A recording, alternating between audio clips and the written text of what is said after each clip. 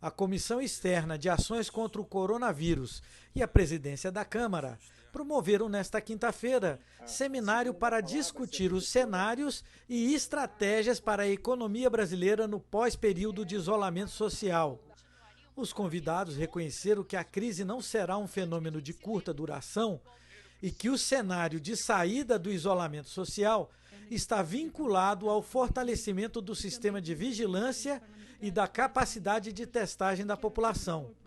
Para isso, defenderam o fortalecimento do Sistema Único de Saúde e das instituições públicas de pesquisa. Pensando a potência do Sistema Único de Saúde, é possível pensar uma integração maior entre a atenção primária, a atenção especializada, o sistema de vigilância e todo o sistema de ciência, tecnologia e inovação. O fortalecimento da capacidade, no caso do nosso país, de responder a partir da pesquisa científica e do fortalecimento do nosso Sistema Único de Saúde, o que significa um financiamento robusto e pensando a saúde também como um fator de desenvolvimento econômico. Na prática, nesse momento, o país está deixando passar uma oportunidade de utilizar os programas que já tem. Não precisa inventar nada, é só utilizar o que já tem. Eu vou dar um exemplo. Aqui em Boston, com a ajuda da Partners in Health, eles estão contratando o que estão chamando de detetives COVID. O que são esses detetives? São pessoas, grande parte voluntários, que vão rastrear os contatos dos casos positivos para conter o avanço da transmissão do coronavírus. Pois bem, o Brasil já tem esses detetives. São os agentes comunitários de saúde que fazem parte dos times de estratégia de saúde da família. Os debatedores viram com reserva o relaxamento do isolamento social neste momento de ascensão das curvas de contágio e de mortes e criticaram a falta de uma coordenação nacional no combate à pandemia. Infelizmente, a gente tem mensagens desconexas que vêm dos diferentes níveis de liderança no país. Então é muito difícil a população saber quem ouvir, porque as mensagens são desencontradas. Então, se você está num contexto desse, vai ter uma parcela da população, como a gente está vendo, que não respeita as medidas de isolamento. Então, assim, você dizer, a cidade implementou distanciamento, está morrendo muita gente, então você volta e vê como a população está aderindo a essas recomendações. As medidas discutidas e parâmetros tanto para o isolamento social, que que não chegou a ser um isolamento rígido, né, no nosso país, e agora discutimos medidas mais rígidas em alguns estados, é muito importante que haja essa clareza de que são medidas duras, que são medidas difíceis, mas à luz do conhecimento científico existente e dos instrumentos de saúde pública que nós temos, são as únicas eficazes para salvar vidas. Os deputados endossaram as críticas. Linguagem única e comunicação. O tamanho desta pandemia vai ser o tamanho que cada um de nós desejarmos. Ela já está absolutamente grave em algumas regiões do país, como no estado do Amazonas, por exemplo, ou no Rio de Janeiro, que os pacientes ficam aguardando uma vaga ou vão a óbito dentro dos seus domicílios pela dificuldade para chegar numa unidade básica de saúde.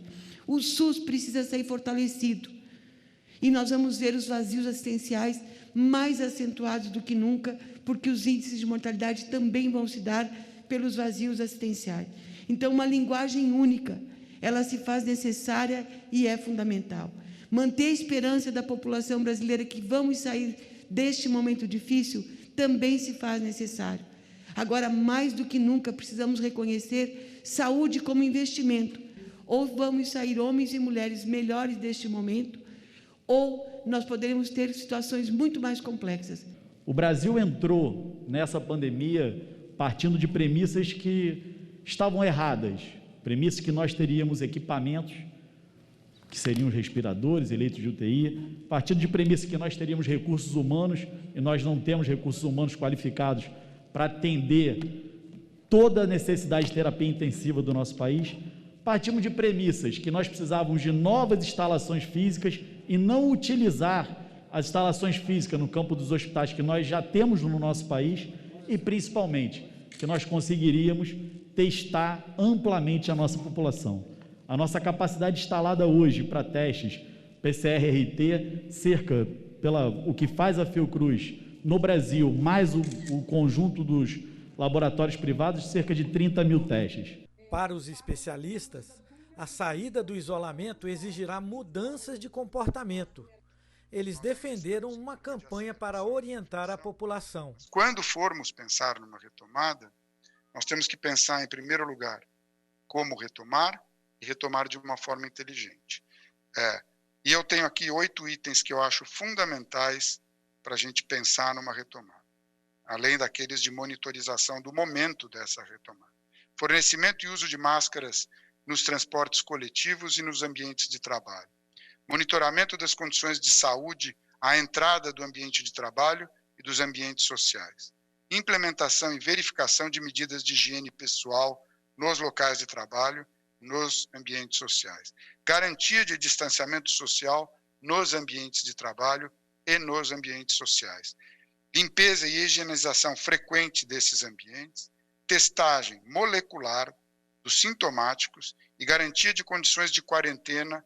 A Márcia veio num dos seus itens, garantia de condições de quarentena para pessoas que não podem fazer isso nos seus domicílios. Ex-presidente do Banco Central, o economista Armínio Fraga, que mediou o debate, concordou com a necessidade de medidas de proteção para a população mais vulnerável e para as pequenas empresas, mas lembrou a necessidade de retomada das reformas estruturais.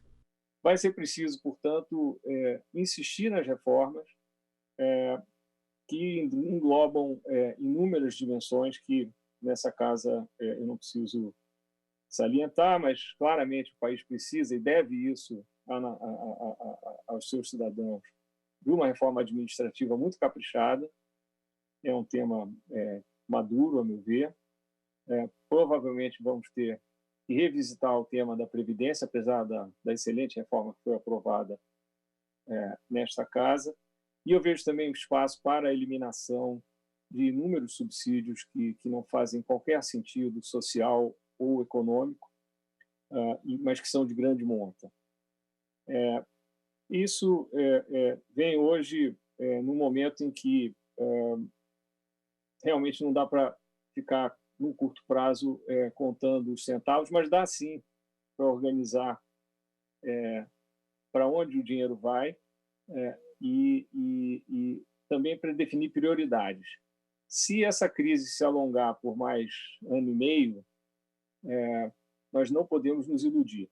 Vai ser preciso definir prioridades, isso tem que ser feito de maneira transparente para que não haja ilusões.